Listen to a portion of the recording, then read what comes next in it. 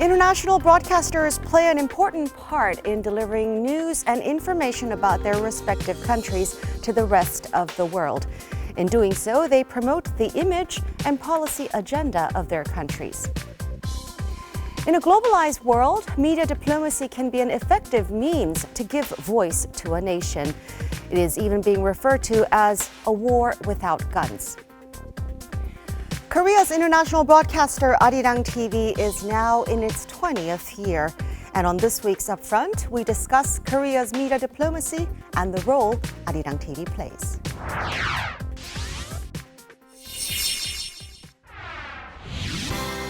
Today, a strong national brand helps a country stay competitive. To this end, increasing importance is being placed on public diplomacy, which aims to foster greater understanding of a nation's value and policy through communication with the public outside of Korea. In particular, media is a powerful tool that constitutes a key pillar of public diplomacy. Countries around the world use their international broadcasting services to enhance their national brand value in the global arena and to communicate with foreign audiences. Korea's premier English-language network Arirang TV celebrates its 20th anniversary this year. Owned by the Korea International Broadcasting Foundation under the Ministry of Culture, Sports and Tourism, the station has helped Korea go global by presenting different aspects of the nation to the world for the past 20 years. However, some have raised concerns that the broadcaster needs more financial backing from the state to evolve into an influential global media outlet. But state support only covers about half of Arirang TV's total budget. Some calls for a legal basis to ensure the stable operation of the station. Other suggestions include a wider range of content for an audience of over 100 million households around the world and a robust exchange with partners in neighboring countries. What are the role, needs, and challenges of an international broadcasting service in public diplomacy? On this week's Upfront, we delve into where international broadcasting stands today and where it's headed.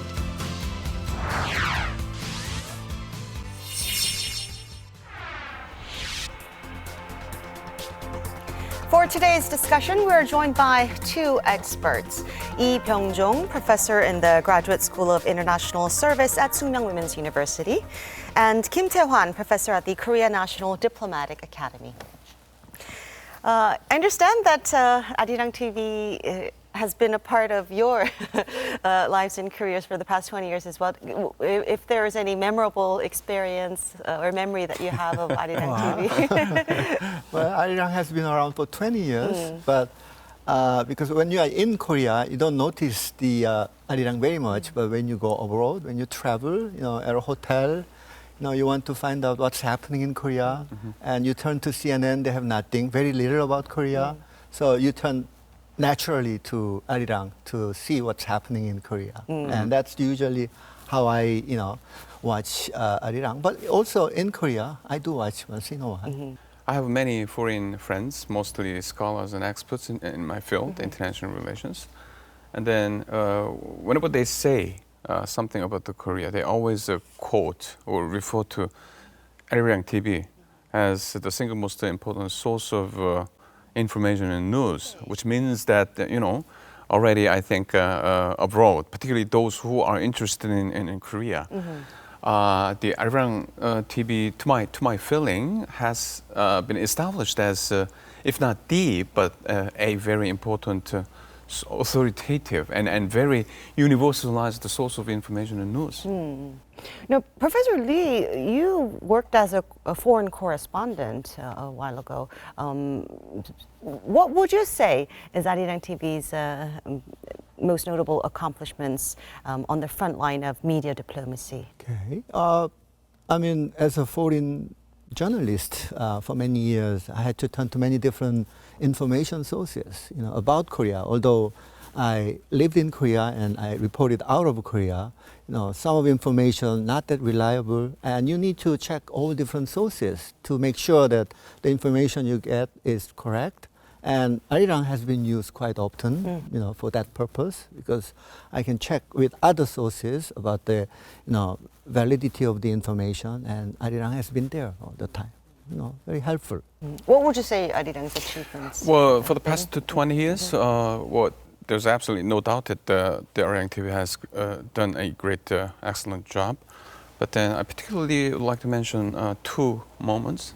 The first one in 2012, you know, the particularly September, the Arirang TV actually got over the threshold of 100 million household viewers. I think it's a very, not only symbolic, but it's very important, particularly given the what is happening in the international broadcasting market. Second one is 2 years ago, which is I think I remember it's September 2015. The Arirang TV, we all know that joined the United Nations in-house broadcast network.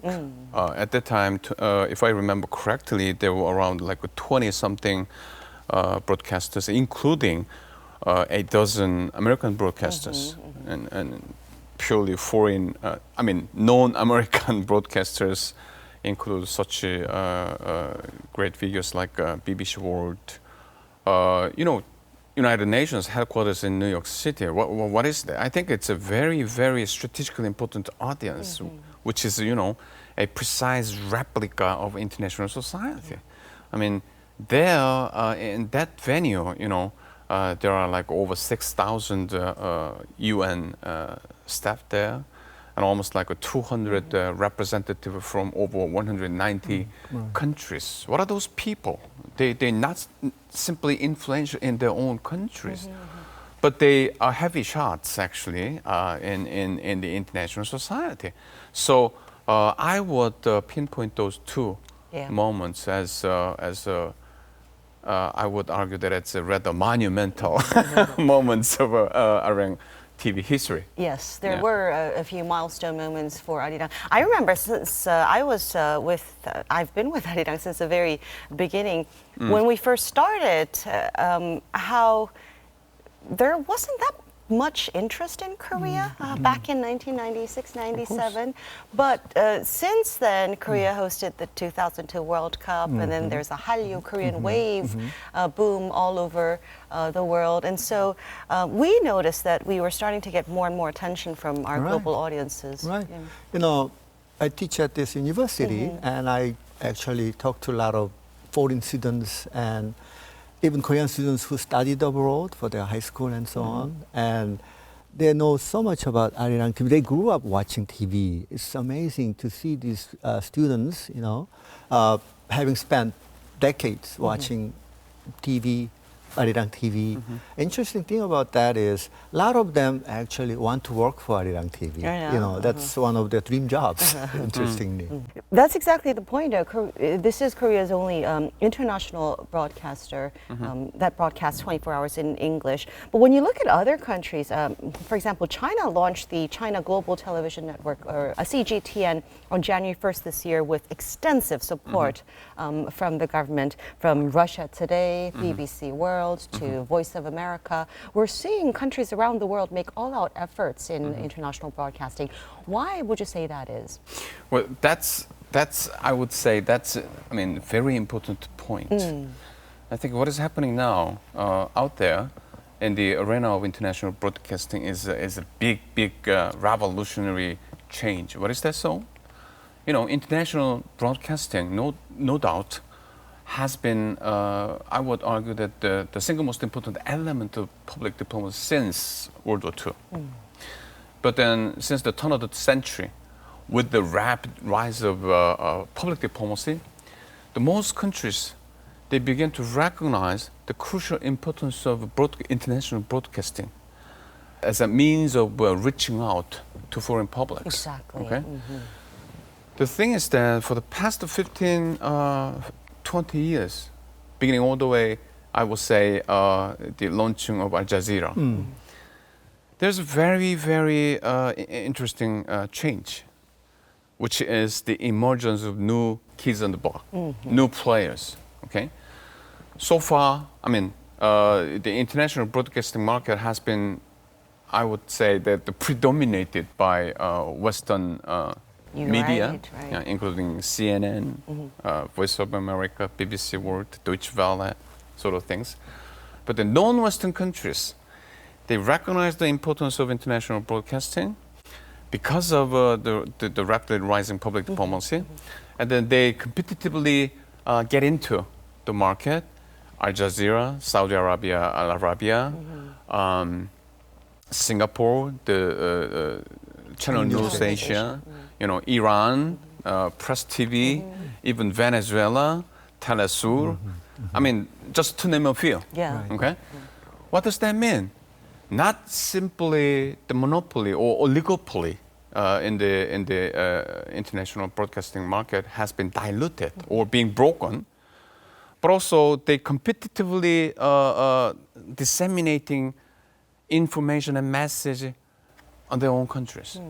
But that's not it. I mean, many people, pundits say that particular phenomenon is the so-called quote-unquote information battle or information war. But I would say that these days, more recently, a notable phenomenon is that they're no longer satisfied with disseminating information and news on their own countries.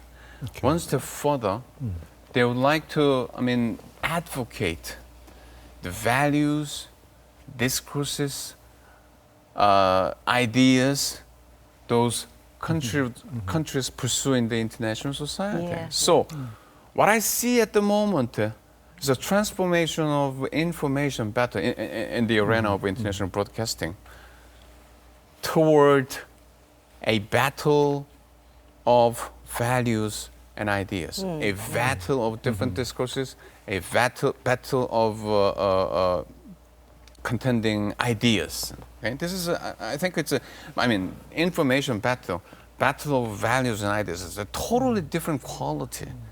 Okay? So that is the reason why so many countries, not only China and Russia, but also many emerging market economies, they're competitively rushing to the field of international broadcasting. To add on his point, international broadcasting, as he said, has been around for a long time, over a century, I guess. But we are living in a different stage of international broadcasting. Again, the first 80 years up until 1990s, they were dominated by big, Western media, usually American and European. And the concern was the reporting by these Western media on other countries, third world countries, developing countries, have been not all the time, accurate, first of all. And there very has been- limited. yes, limited in terms of amount, very limited. A lot of focus is given to developed countries, not developing countries. And even that small amount of coverage given to this developing country tends to be inaccurate, biased, stereotyped. So the concern among non-Western countries, you have noticed that all these countries starting this international broadcasting, their mother tongue is not English. No, Russia, Japan, China.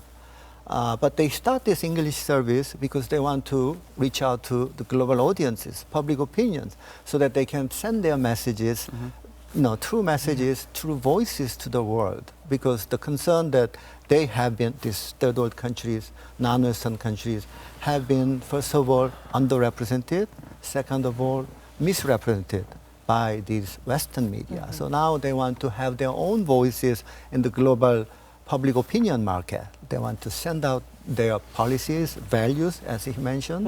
And this competition now we are looking at, I would call it the second stage, or proactive media diplomacy stage, compared to the first stage, which was more reactive and passive media dependency, depending on Western media.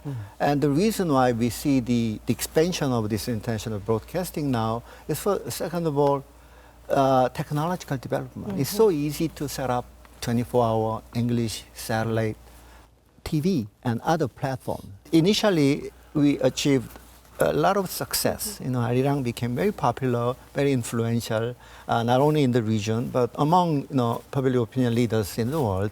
But then the neighboring countries and competitors began to follow, and the thing was they were more ambitious, they were more aggressive, whereas Korea sort of, didn't give enough attention, after giving birth to this child, sort of neglected this station for I don't know, for many, many reasons, political reasons, financial reasons.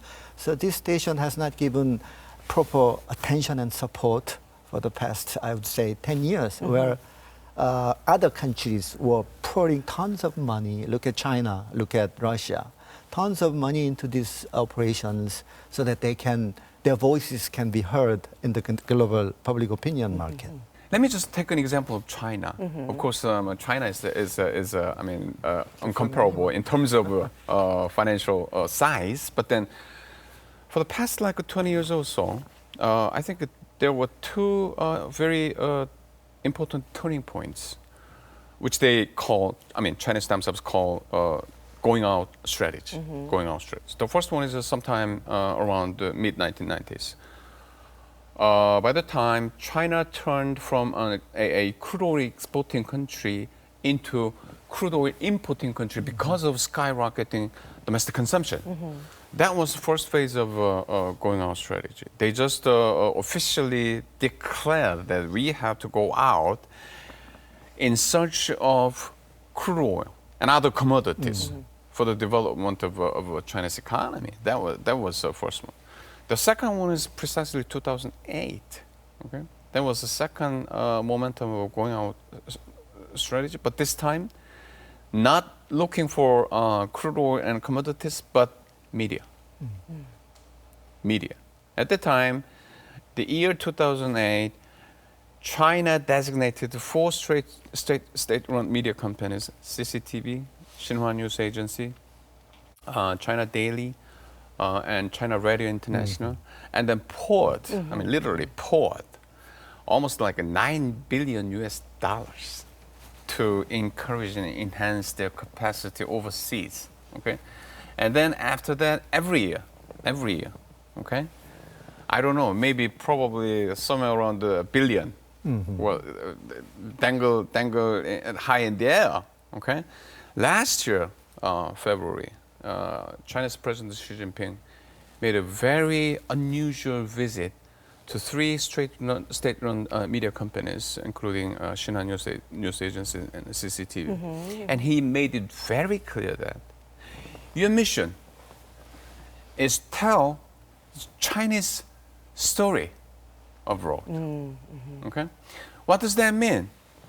First of all, at the highest level of political leadership, there is a clear recognition of the crucial importance of international broadcasting. How possibly could we disseminate and advocate our values, say, for example, China Dream? Yeah. Okay? And then once the recognition is made, then money follows. So you think we're lacking that kind of recognition at the government level? Yes, I think the recognition, as you mentioned, should come from the top, political leadership. And it requires, change in their mentality. And again, they are interested in media diplomacy, but they are interested in all type of media diplomacy, depending on the outsiders. And now we have the technology to send our own voices. It doesn't have to be just Arirang TV, social media, all the other platforms, internet. We can use these platforms to send out our messages, our values, and advocate our policies. And time is ripe, and technologically it's possible, very possible. So this again is a new type of public media diplomacy, more proactive, and the leadership has to recognize this change in the media landscape, public media diplomacy landscape, and with that realization, they would commit to better funding, bigger support, and only then we could perhaps compete with the neighboring countries and competing countries. I understand Arirang TV budget has been helped. Yes, and for next year, very unfortunate. And when everybody else is expanding, twofold, fivefold, and now we are cutting back on that budget, and that's a shame. Actually, that's very not just sad. that, Arirang TV has yet to be given a legal status as an international broadcaster too. That's another serious matter. As you mentioned, all the other state broadcasters in most countries, they are legally backed. They have legal foundations, of course, and that's why they have constant support and steady support from the government. But in Korea, we don't have that legal foundation. That means Arirang TV is not like a permanent organization. It can go out and die down anytime without that kind of legal status and legal foundation. It's not just budget. It's about continuity and stability of the operation. Yeah. And we definitely need that kind of legal ground so that this station can stand on its own, in a long-term basis with steady support and financial support and other support from the political leadership, I believe. Well, thank you for saying what you said today. I can feel the concern and care that you have for Arirang TV. As we wait for that kind of recognition and support, if there's any word of advice you can offer to Arirang TV in terms of its content or programming? Yes, yes. I have some suggestions, of course. There's a room for improvement, of course. With this limited budget and personnel, Arirang TV has been doing okay. I could say that, but again, room for improvement in terms of contents, of course, programs. And I've noticed, yes, K-culture, K-wave is big everywhere, but that shouldn't be the only area you should depend on for your future steady growth. You have to focus on other programs as well. More news programs, perhaps, more documentaries, more general purposes content, which I believe Arirang doesn't show much these days. So a little less dependency on cultural programs.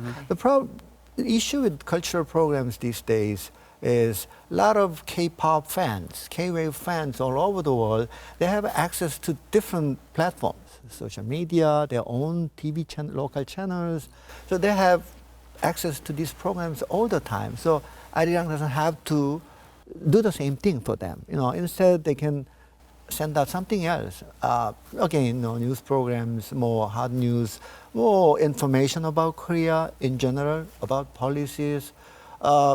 I know you have only 24 hours a day for your airtime, so many things you have to put in these 24 hours. It's not easy. So one way it would be to have another channel. How about setting up another channel for those news and information programs, and leaving the old one for the cultural content. And all of these major international broadcasters like France 24, Russia Today, they are dedicated 24-hour news channels. Yeah. Because news is so important. Correct information about Korea, about North Korea, about Korea-Japan, territorial and historical disputes. And all these things need the attention of global opinion leaders. Arirang TV is as a grown-up now. Past the 20 years, I think it has done a great job. Right at this moment is, I think, a critical juncture for another leap and jump heading toward the coming 2 decades. And the right direction is devotion to the professional news channel. What I mean news channel, not simply news and information, but more importantly, you're just doing your job, carrying, disseminating information, news about Korea, but then should go one step further by providing Korean perspectives, Korean interpretations on global issues, not simply on Korea. I think it's very important. Nice. By doing that, you could actually explicitly, implicitly, you could disseminate the Korean values, Korean voices, Korean discourses. With the current diplomatic and economic conflict surrounding the Korean Peninsula, the role of international broadcasting is more important than ever. This may just be the time for the government to place greater emphasis on media diplomacy and provide greater support for international broadcasting. Well, thank you, professors, very much for sharing your warm words of encouragement, and thank you very much for your advice as well. Thank you. Yeah. That's all for this week. Upfront will be back next week. Thanks for watching.